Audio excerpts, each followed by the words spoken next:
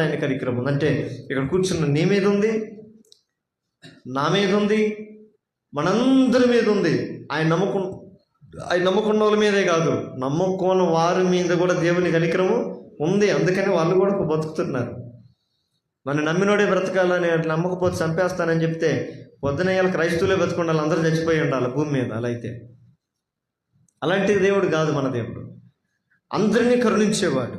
అందుకని అంటాడు, ఈ గుడ్డివాని మీద కనికరపడ్డాడు. ఎప్పుడైతే గుడ్డివాని మీద కనికరపడి వాడిని ముట్టాడో వాడు కనుచూపు తెరుచుకొని చూడగలిగినాడు. అంటే అంతవరకు కూడా అంధత్వంలో ఉన్నాడు, చీకట్లో ఉన్నాడు, అంధకారంలో ఉన్నాడు, ఏమీ కనపడని స్థితిలో ఉన్నాడు. ఎప్పుడైతే దేవుడు వాడిని ముట్టాడో వాడి కళ్ళు తెరవబడ్డాయి, వాడు ఇప్పుడు స్పష్టంగా చూడగలుగుతున్నాడు. అంటే మారు మనసు కలిగిన జీవితం, మార్పు చెందిన జీవితం. దేవుడు ఎప్పుడైతే మనం ముట్టుతాడో, దేవుడు ఎప్పుడైతే మనం తాకుతాడో మన జీవితం ఏమైపోవాలి? మారిపోవాలి.